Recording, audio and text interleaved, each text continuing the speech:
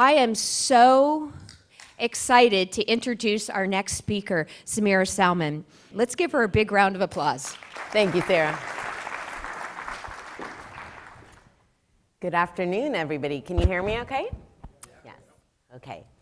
So first things first, I'm a very interactive speaker, so I would love for you guys to raise your hands and ask me questions as I'm speaking. I love to get the audience engaged and have a really dynamic discussion. My first question is, how many people here are actively raising funding? Okay. How many people here have raised funding? Now keep your hands up. Over $1 million? Raise them high, raise them high. Over 10 million? 20 million? Okay, so I want you guys keep your hands up if you raised capital, please. So I want everybody else in the room, if you're looking to raise funding or you're thinking about raising funding, look at the people with the hands up right now. Okay, these are the folks that you're gonna talk to. They're gonna mentor you, they're gonna guide you, and they're gonna help you on your capital raise. Yeah? Okay, so, pardon? I brought my hand down when you said that. That's funny. So first, I would really like to say a big thank you to Sarah and Rich who invited me to be here today. I do speak globally, and this was one of the most delightful organizations to work with. So those of you guys who are involved in the team, thank you for making it wonderful to work with you guys. So what we're gonna do today is talk about how to successfully raise capital. As you can tell from my bio, I sit on the investment side, but I wasn't always on that side. And when I started, before I ever raised my first private dollar of capital, I met with about 20 investors and I interviewed them.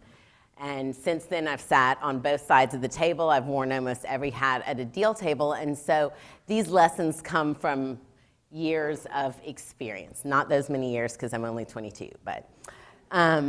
So again, my goal today is for you guys to walk away from this with some actionable items. I do have exercises, so I hope everybody has a notebook and a pen. I'll read out those exercises to you. But if you have any questions, go ahead and ask me while I'm speaking so we can make sure everybody's on the same page and it's clarified. Okay, so the first part about fundraising, to successfully fundraise, is mindset. Okay, if you think you're gonna raise funding, you will. If you think you won't, you won't. Now, not enough people spend time on this, but this is the number one thing that you need to do, is shift your mindset, okay? Fundraising is like training for the Olympics. You have to think of the day that you close your capital raise as the day you're in the Olympics. And all the time period before that, you're training every single day. So your mindset needs to be that I'm gonna win. I'm gonna raise X amount dollars of capital. So I want everybody who wants to raise capital or think they may wanna raise capital to write down in your notebook right now, I'm gonna raise X dollars of capital. Investors read energy and body language, okay? So if you go to raise funding, you're like this, I really want $10 million. Or, I really want $10 million, okay? There was no difference in my phrasing. What was different is my belief in myself, right? So your mindset is like 99% of this. Fundraising is super hard, takes a long time, and professional athletes have something called the pain cave. They know it's gonna be really hard and painful for a really long time. The sooner that you accept this as a person who's raising funding, the easier your life will be. People think fundraising is, oh, I'm gonna wake up, I'm gonna make a pitch deck, I'm gonna have a few meetings, and I'm gonna have $10 million. But that's not really how it works, okay? So you need to commit to winning and plan to do so. And you need to commit to the daily actions that are necessary to do that. So every day in your calendar, from the day you start a capital raise until you close, you need to have time scheduled to do whatever the activity is. We'll get into some of those details in a minute. So here's your first set of exercises, okay? You're gonna draft your declaratory statement. We just talked about that. That is, I'm going to raise X dollars of capital. Then you're gonna write down a couple of affirmations, mantras, whatever you need to do to shift your mindset. Now, a lot of people like blow this off as hokey pokey, right? But it literally is, I mean, I've been doing this for a while now, and I see people that have raised capital for the most ridiculous companies, but they just never stopped. And they just kept meeting with everybody and their brother until somebody gave them money. So you really need to start there and shift your focus, and especially those of us that are put in different groups like women and minorities, and the media has all these statistics about how we can't raise capital. You really need to focus on shifting that. So you're gonna also journal. Again, this is not hokey pokey, it actually works. You can Google like the effects of journaling on your thoughts and your feelings, et cetera. Every day you're gonna write down 5 times, I will raise $10 million, I will raise $10 million, I will raise $10 million. You do that every day for like a year, you will raise $10 million, okay? Does anybody have questions so far? Does anybody believe that this is like completely false? I see no hands, okay. Either you're scared of me or no. Okay, so that is the first thing, is mindset. The second piece is preparation, okay? Fundraising is a skill set. People aren't just like wake up and they're born like being super good fundraisers, okay? This is not how it really works. Yes, sometimes people get lucky. I will admit my first private capital raise, I got super lucky. But that only is gonna happen once or twice in your career. If you're planning to fundraise multiple times, you really need to cultivate this skill set, okay? And like any skill set, it takes preparation, it takes exercise. Strategic training is the essence of mastery. We've all heard that statistic, 10,000 hours to get really perfect at something. Fundraising is the same way. Now, I'm super good at it because I've been doing it forever. And if you guys were like, hey, Warren Buffett and Bill Gates are coming in and you're gonna pitch them right now, I'd be like, cool, give me a deck. Right? Because I've done it so much that it's become habit, and I understand the skill sets, and I know all the tools and techniques. So that's what I'm inviting everybody in this room to do, okay? Is understand that fundraising is a skill set, and you want to get as good at that skill as possible. And to get super good at that skill, you have to realize that excellence is not an option, okay? This is where you really can make a difference in your success. Nothing will give you the confidence necessary to raise funds as being overly prepared. You want to double check every single fact and figure. Check the spelling, check the spacing, check the formatting. Reread your emails, okay? If you are super ultra prepared, you're going to win. My favorite thing to do is I like to have my data rooms all super organized in a Dropbox on my computer, so no matter what question I'm asked, I can literally like pull it up and go, here's the answer, okay? So you're gonna make a list of all the things you need to raise funding, okay? This is your exercises number 2. You need a business plan, you need a financial model, you need a team to execute your company, you're gonna need a pitch deck, you're gonna need a data room. These are all the things that you need. You're gonna need a reach out strategy for investors. How am I gonna find investors? Make your list of to-do items. These are all the preparation items. And then you're gonna put in your calendar an hour a day, 2 hours a day, 5 hours a week, however you choose to do it, and you're gonna work on those items consistently every single day. Remember, it's preparation, okay?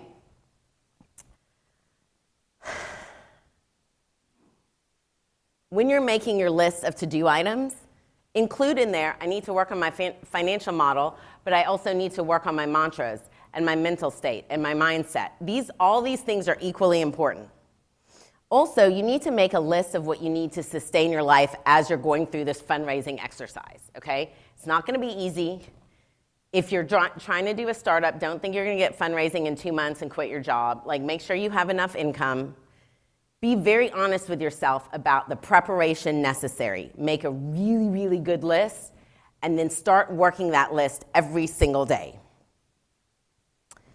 All right. Number 3 is market understanding. So you need to really understand what it is like to be out there and raising funding, okay? There's a marketplace that's already set out there, and you need to understand what the rules are. I did not write the rules, and I cannot change the rules tomorrow. But I do believe that if every single one of us actually raises funding and has successful exits, then we can change the rules. Right now, the reality of the situation is the dollars are controlled by a select group of people. That's a fact. There's a lot of organizations and media that spend a lot of time and energy complaining about that fact. Complaining about that does not help you. What you need to spend your time, effort, and energy on is how do I understand what the people who control the money, what do they need, right? That's the rules of the game. One of my favorite business books is called The 50th Law, and it was written by 50 Cent the rapper and Robert Greene, the gentleman who wrote 48 Laws of Power. And I realized 50 had a little issue with some bankruptcy, but the premise of the book is still fantastic, okay? And he has a whole chapter in there about intense realism. And this is the perfect segue into the earlier panel that was speaking about, women and female entrepreneurs. So I am a female, but I don't see myself like that when I do business. So when all these women's groups are getting together and complaining about they don't have funding and men aren't giving them funding, I see the men over here at a table all distributing funding to each other. I'm like, wait a minute, I don't want to be at this complaining table. I want to go to the table where the people are getting the funding. So what I did was I understood, how do I get at that table? The people at this table, and I'm saying men as a general statement, but the people with the money, they have a certain way they like information, they have a certain way they like to deploy capital, and that is the rules of the game. So you can either learn the rules and win, or you can complain about the rules. You don't like the rules? Get out the game. But it's not changing, okay? This is the most important piece of this. I meet people all the time, and they argue with me about what they need to be doing to raise funding. I'm like, you're arguing with me. I don't care. I know how to raise funding. You don't, right? So for everybody here, be honest with yourselves. How many times do you challenge experts in the field of fundraising? Stop doing that, okay? We don't care as investors. If you start arguing with me, I don't care. It's my money. I don't have to give it to you.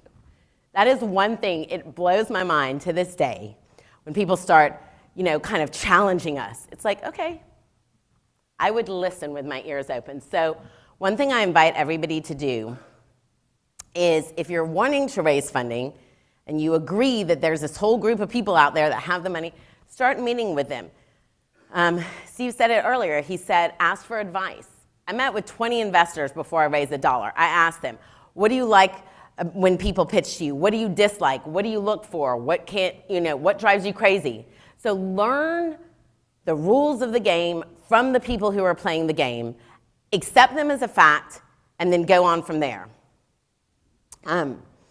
Your objective is to get funding, okay? That's your objective, and you need to do what's necessary to get there. Now, for my lady friends in the room, I understand that there's a imbalance out there, okay? I get that memo.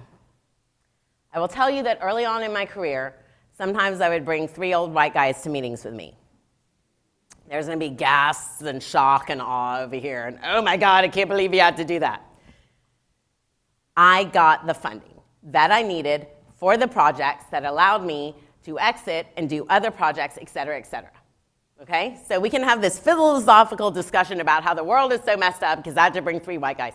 I don't care. I don't really care. Doesn't make me any dumber. Doesn't make me any less capable, and I still got my funding. So I travel the world on stages like this, and hopefully one day I'll change the entire world's view on this, but I think the media has done us a disservice by, saying it's abhorrent that whatever. The bottom line is, those dudes have the money. And it's easier if you have people that look like them at the table. Just put them there, give them a title, who cares?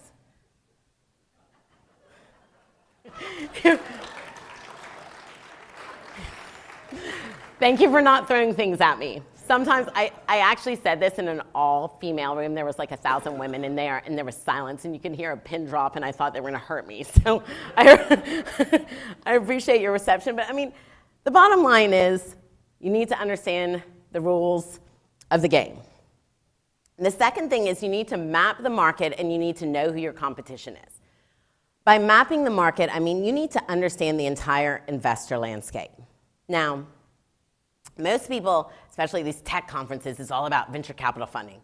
Venture capital funding is for a very specific set of metrics. It's hockey stick growth, it's exit within a certain amount of months, et cetera, et cetera. If you have a business that is not going to meet those metrics, then do not seek venture capital funding. That makes no sense. One thing that drives me crazy when I go to these conferences, there's an entire spectrum of funding available out there. There's private family offices. If you don't know what a private family office is, you need to Google that right now, because it's the most patient capital, and it's the capital with the least rules. A human can write you a check. So you just got to convince a person to write you a check. That's awesome. Much easier than venture capital funding. There's debt funding, there's grants, there's all kinds of ways to get money. So another to-do item for you guys is to really understand all the different types of capital available. Then understand what type of capital fits your business best. Like I said, venture capital is for certain types of businesses with certain metrics. If your business is not going to achieve those metrics, then don't seek venture capital. While I have the stage, I will also share my other favorite piece, is that the entire Series A, Series B, that terminology of tranches is for venture capital, right? If you have the kind of business where you just need to get money once, you don't need to do a Series A. You need to figure out how much you need and get the money, okay? I'm in the minority with this viewpoint, but I promise you in 5 to 7 years, I will be in the majority, and you'll be like, we remember that woman on the stage said, I'll be like, yes. So think about it in a bigger, broader sense and really understand what type of capital is available out there, understand the terminology and the definitions, and do your research. I feel like we do a lot of assumptions and we all throw these words around, but do you really understand what the difference between venture capital, a private family office, an angel investor, et cetera, means?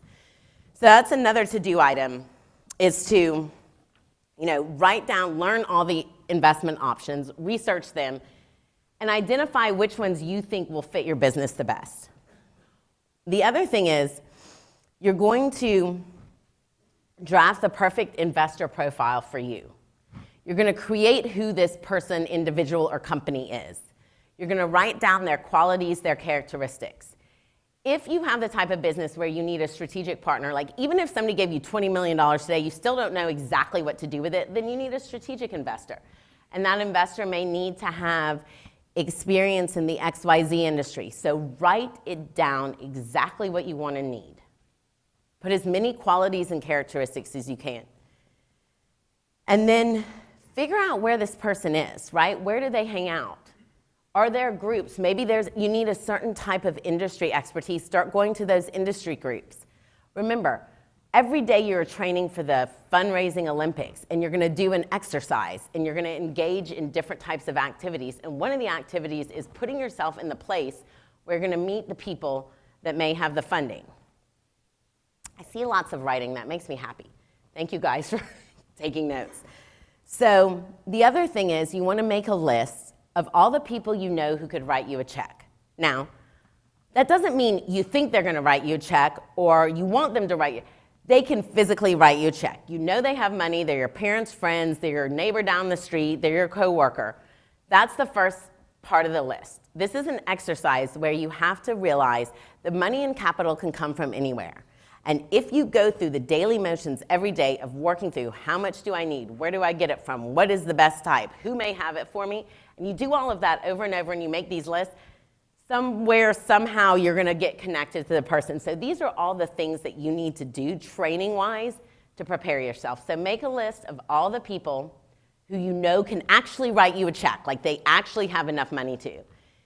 Then you're going to make a list of all the people who know people who can actually write you a check. So let's say your friend runs an investor group, or they run an angel capital group, or whatever it is. That person can help introduce you to people, so you're going to make that list. Then you're going to also make a list of people who can help support you in this endeavor. Some of the best people to help you are CPAs, CFOs, financial type of people. Because at the end of the day, every single investor, anytime you're deploying capital, there's a CPA and a lawyer somewhere around, close to us, okay? So those are great allies to have, especially in a contained area like Tampa Bay. Like there's a handful of law firms, they do all the deals. Make those people your best friends because their clients are the ones who can write you checks. I'm going to pause. Are there any questions? No questions at all? Anyone? Anyone? Okay. So you're going to draft a reach out list. You're going to draft your perfect investor profile. And you're going to write down, this is my other favorite one, all the annoying things that you've heard about not being able to raise capital. This is understanding the marketplace, right? All those things about women can't raise capital, minorities can't raise capital, business and da-da-da-da. You're going to write down all that stuff and you're going to get rid of it. Okay? I get that everybody has an opinion, but you guys know there's all these people who have raised capital and they say things like, I heard 400 no's before I found a yes. Like, that stuff is true. So it's your choice whether or not you hear a negative comment and you stop, or you hear the negative comment and you brush it out of the way and you keep going. Yes? I have no idea what investor profile is. Help me understand what that Yeah, is. of course. So you're going to write down the qualities and characteristics of the human or entity that you want to be partnered with. When you take money, this becomes your partner, right? So do you want them to be patient? Do you want them to have a really strong personality?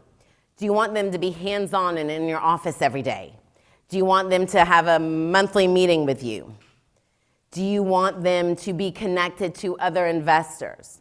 Do you want them to be a leader in the industry so you can call on them for advice? Do you want them to have been super successful and had multiple exits? What are the things that would be most helpful to you in your business? And I'm really glad you asked that question because there are demographic and psychographic data. So the demographic are like, I'd like them to have a bunch of exits, I'd like them to be in this industry, things you can tick and tie. But also, as an entrepreneur, you need to know what your own limitations are and be able to say, I need somebody that can help me break through my XYZ barrier, or whatever that is. So those are going to be the psychographic characteristics. I need somebody who's really supportive. I need somebody who's going to pick up my phone call. Or I need somebody who's hands-off. I need somebody who micromanages. It depends what you need as a professional and an entrepreneur. And write all those qualities and characteristics down so when you are meeting with prospective investors, you can weed them out more likely. You want to understand. It's like, when you go to the buffet and you look at all the things before you decide what you're going to eat. It's the same way here. Before you go and start taking all these meetings, you need to have the perfect profile of what you want the end result to be and what you want the end relationship to be. So as you're moving through the meetings, you can cross people off. Like if they're super mean and they showed up late and they yelled at you, well, maybe you don't want to work with them.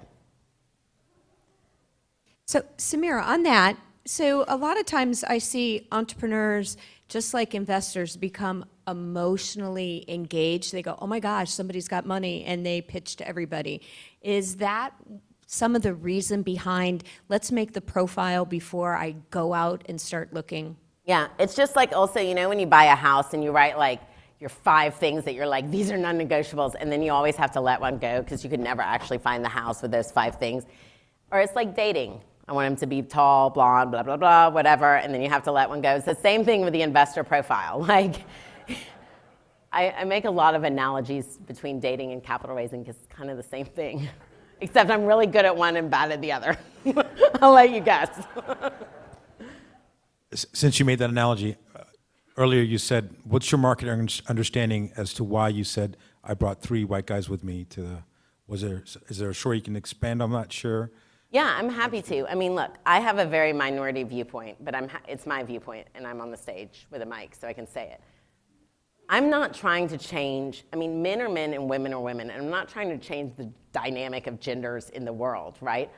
I just understand that it's a much more comfortable situation when, you're one female and a bunch of guys. If there's some guys, like it's a little more comfortable for them. So it doesn't bother me to do that. And so, depending on who you're pitching to, you want to make the situation as comfortable as possible. I know some investors that are super casual. They hate conference rooms and they hate PowerPoints, okay?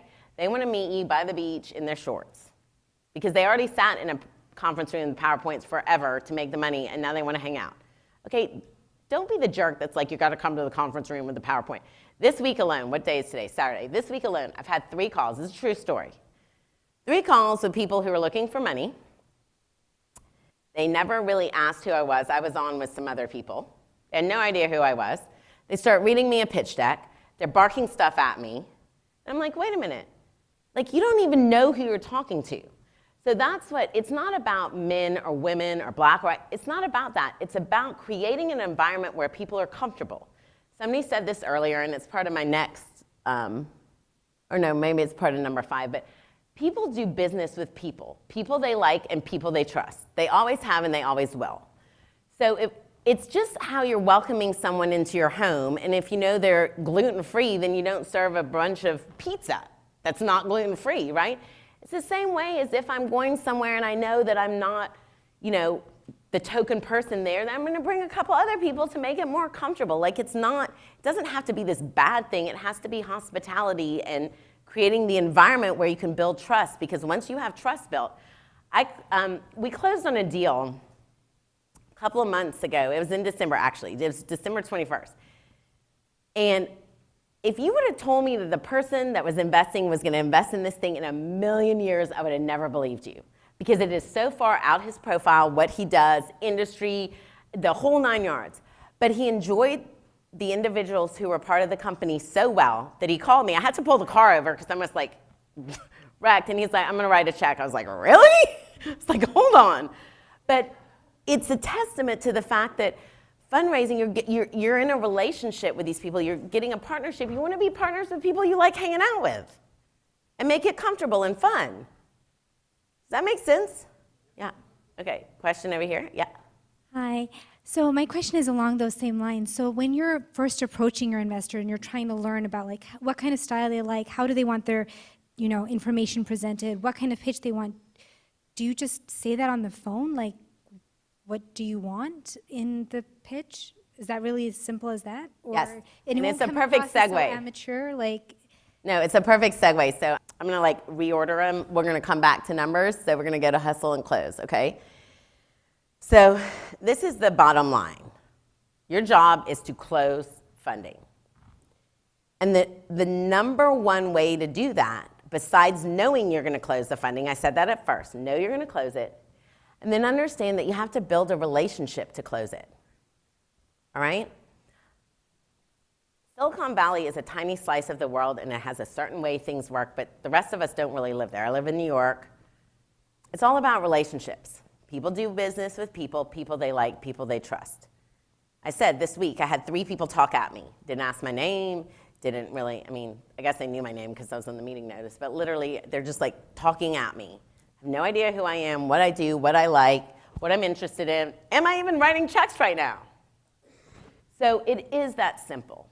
The best way to raise funding is to build relationships with these individuals that we call investors. They are human beings. We are people. And we like to be treated as people. So ask us, what are you working on? What are you looking at? What are you doing these days? What do you like to write checks? Are you interested in? You want to build a relationship of trust. Do not meet somebody and then ask them to give you money. Like, what? Doesn't work, And so you want to put yourself in the environment where you can meet these humans and build relationships. And then they say, well, what are you working on? Oh, I'm doing X, Y, Z. Oh, really? Are you looking for funding? Yeah. Hey, why don't you come by my office? And the beginning of the thing, don't open the pitch and start talk to them, ask them, do you like to go through a pitch deck or do you want to have a conversation? I know this is shocking to many people in here, but it's I hate pitch decks. I can read pretty well. I can read that. But I don't want to read, that's not how I do stuff. You opening a pitch deck and reading it to me. So have the conversation and also ask them how you can help them, what's going on. Oh, I'm really looking for an intern. Oh, that's awesome. My sister runs the program at University of South Florida for interns, so maybe I'll connect you with her. Now you're solving problems for this person. And they're like, oh man, they're really good at solving problems, so if I give them money, they're gonna be responsive, they're gonna help me, et cetera, et cetera. So that leads me to the second piece, which is you need to have your game face on from day one, okay? You're constantly pitching, and every single thing that you do, an investor is looking at to see, do I want to give this person my money? Are you in excellence? Do you answer phone calls and emails timely? Do you show up to meetings on time? Are you properly groomed? Is your hair a mess? These are things that we look at. But the most important thing is, are you responsive and respectful? When we write checks, we know that something is going to go wrong. It's the nature of business. Like, when you're in business, you should wake up every day and expect 20 problems. If you have 19, it's a good day, right? All I care about is, when the thing is going wrong, can you and I work together? Is it going to be a good dialogue? Are you going to be responsive? Are you going to be open and honest with me? So that's why you have to start building your relationships early, and be yourself and show up the way you are. Because you need to find the investor that fits right with you. Not everybody should be taking money from everybody else. We've all heard the horror stories of the people that took the money from the investor, and then that investor turned on them and put this other person in and blah, blah, blah, blah, right? Don't let that happen, because understand that you're building a relationship with a human that you're going to enter into a partnership with. Not only is it a partnership legally, but there's money involved. So you need to do whatever it is necessary to stay standing in this game, right? This is a game, and you want to win the game. So you're negotiating from interaction one. I will never give money to somebody that doesn't even ask me my name, where I'm from, blah, blah, blah, anything about me, and starts talking at me. That shows me that person does not have relationship skills. Business is relationships. So I don't care what business you're in, there are other humans that are involved in business. All right, look, we're all in here, we're humans. Everybody has a different industry, blah, blah, that's all cute. But if you don't know how to relate to other humans, you're not going to be successful, and I'm not going to give you money. So you have to remember, when you're out at these networking things, and you know so-and-so's the investor over there, like in the room, and you just start like pitching at them, they're going to run away from you. Because you're not trying to build a relationship. You don't care about them as a human, you just want their checkbook. Right? Any questions so far? All right. So you would say that having my executive summary in my pocket so that I can throw it in your face is not called being prepared? This also happened to me 2 weeks ago. This is a true story again, I don't make these up. I'm sitting at this thing, I've just spoken at an investor conference, and dude sits next to me on the couch, whips out the iPad, and starts like this. I'm like, it's cocktail hour, I'm in Miami, like, go away. It's like this. I gotta tell you about my company. And I'm like this, are you serious? So you used it as an example, but people really do this, and you know, nobody has to nod or raise their hand, but if you do that, stop, okay? Like, stop doing it. Especially if I'm trying to order a drink and the cocktail waitress was like, what can I get you? And he's like, wait a minute. I was like, get away. Never come between an investor and a cocktail, okay? That's rule number one. But it's true, like, you have to understand, the only people that, the projects I end up working on, I mean, this is how I roll. Like, I can work in any industry, I can do whatever. I work with the people I want to hang out with. Because I have to, like, hang out with them, right? So if you're looking for funding, you need to find the investors that you like jive with the best, you want to hang out with, you guys build a relationship. Like I said, we closed the deal in December, and if you looked at the investor's profile, there's nothing even remotely kind of like this. Geography, industry, structure, like everything is different than what he normally does. But he really liked the people. And the people offered some interesting experiences, and you know, so it's really about people. All right, any more questions there? Hold on. Wait, how long do I have? Okay, ooh, we gotta get to numbers, that's very important. Samira, if you could maybe talk a little bit about when you're looking for funding, not to get rose-colored glasses when people tell you your company is great, but then they don't give you money, and how not to get discouraged, but also not to create false hope and think everything you're doing is great because you're not being self-aware. This is an excellent point. So most investors will politely say this: come back when you get a lead investor. So then everybody's like all excited. I got all these investors. They just want me to come back when I have a lead. That's a super nice way of saying, like, I'm not that into you, right? And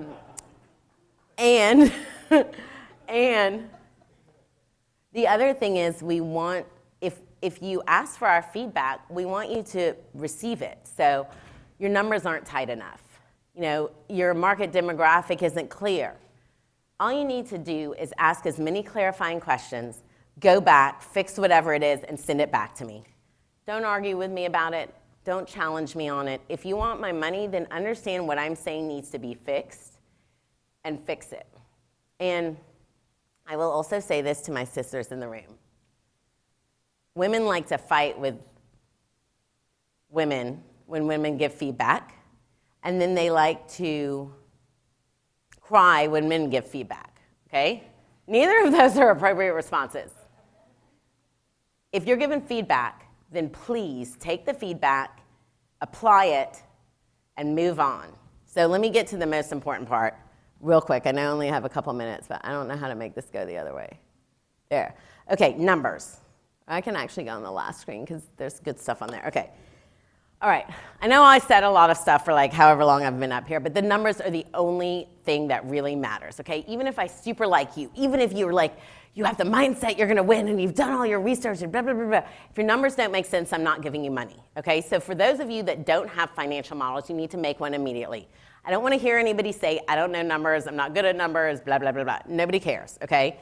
Open up Excel, write the word revenue, and then you're going to write as many ways as you can get revenue. If it's a product business, you're going to write each SKU of the products. If it's service business, you're going to write each service. In the next box, you're going to write how much each item is. Then you're going to write time periods, months, quarters, whatever. I'm going to sell 5 of this item times this price in this quarter. Make sure you show every piece of your work in your model. Don't just hard code numbers. Put in there, show me how did you get to that assumption. Because if as an investor, I don't agree with your assumption, I think your pricing's correct, I think you should sell it for that amount, but I don't think you're going to sell those many. If I can easily go in there and change it, awesome. If it's all like cryptic and I can't figure out how you came up with these numbers, that's not good. And then after you write down all the revenue, you want as many as you can, obviously revenue. Expenses, you want to be very accurate about what your expenses are. Don't try and make them smaller. Women, we do this sometimes. Don't say, oh, well, if I pretend I need less, who cares? 1 million, 5 million, 10 million, whatever. There's plenty of money out there. There's plenty of money out there. You need to make sure you raise enough money to actually be successful. It doesn't work if you raised half the money you need, y'all. And I've never figured this part out, right? So take as much time as you need to get your financial model solid. Women, we need to do a better job of this, okay? Pretty pitch decks cannot replace poor financials. The first $10 million I raised from a private individual, I had 3 pages of a Word document typed, but I had a badass financial model, okay? You need to understand your industry inside and out. If you are the founder and you don't understand any of those numbers, there's a massive problem. If you're the founder and you have a pitch deck and you have no financial model, you do not have a business. You have a hobby with a cute pitch deck. Your financial model will make or break your business. If you don't know how to do that, get mentors, get advisors, get a CPA, get somebody to help you do this. But your numbers are the most important piece of your business. And you need to show your work, and you need to treat it as a living, breathing document. So you want to have quarterly reviews. You want to compare budget to actual. If you're in revenue and you projected, and then you beat your projections, I want to know that. That's awesome. If you missed your projections, show me why you missed them, show me what tweaks and edits you've made, and tell me how you're going to improve next quarter. Your financials really speak volumes about your business. Do not send pitch decks without financials. I don't care what anybody told you. You are in business, you're trying to raise funding, you're trying to make money. Why are you sending me words and pictures with no numbers? Makes me crazy when I get pitch decks and no numbers. I'm like, delete. Oh, well, you need to sign an NDA for our numbers. You can put a very summary thing in there. I'm not going to figure out your whole business from 5 rows on Excel, okay? But just give us something to work with. You need to put a sheet in there that says, I'm seeking X dollars. I'm going to use it on Y things. I'm going to return it to you in Z time frame. Put all that in there. Understand that this is business and numbers. I think I'm out of time. Can I take a question or two? Nope. Oh, Okay. However, she will be, I think everybody should stay for the reception afterwards. Okay, can we give her a big round of applause? Thank you.